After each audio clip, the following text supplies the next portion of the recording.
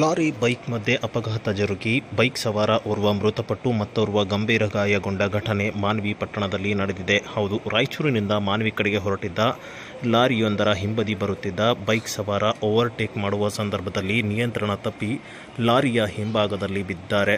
ಇನ್ನು ಹಿಂಬದಿ ಚಕ್ರಕ್ಕೆ ಸಿಲುಕಿ ಬೈಕ್ ಸವಾರ ತಾಯಪ್ಪ 20 ಮೃತಪಟ್ಟಿದ್ದು, ಹಿಂಬದಿ ಕುಳಿತಿದ್ದ ಕೃಷ್ಣ ನಾಯಕ್ ಗಂಭೀರವಾಗಿ ಗಾಯಗೊಂಡಿದ್ದು ರಾಯಚೂರು ರಿಮ್ಸ್ ಆಸ್ಪತ್ರೆಗೆ ಹೆಚ್ಚಿನ ಚಿಕಿತ್ಸೆಗಾಗಿ ಕಳಿಸಲಾಗಿದೆ. ಇನ್ನು ಘಟನೆ ತಿಳಿಯುತ್ತಿದ್ದಂತೆ ಸ್ಥಳಕ್ಕೆ ಆಗಮಿಸಿದ ಮಾನ್ವಿ ಪೊಲೀಸ್ ಠಾಣೆಯ ಪೊಲೀಸರು ಸ್ಥಳ ಪರಿಶೀಲನೆ ಮಾಡಿ ಪ್ರಕರಣ ದಾಖಲಿಸಿಕೊಂಡಿದ್ದಾರೆ. ಇನ್ನು ಅಪಘಾತದಲ್ಲಿ ಮೃತಪಟ್ಟ ವ್ಯಕ್ತಿಯ ಶವವನ್ನು ಶವಗಾರಕ್ಕೆ ಕಳುಹಿಸಿದ್ದು, ಗಾಯಗೊಂಡ ಕೃಷ್ಣ ನಾಯಕ್ ಅವರನ್ನು ರಿಮ್ಸ್ ಆಸ್ಪತ್ರೆಗೆ ರವಾನಿಸಿದ್ದಾರೆ.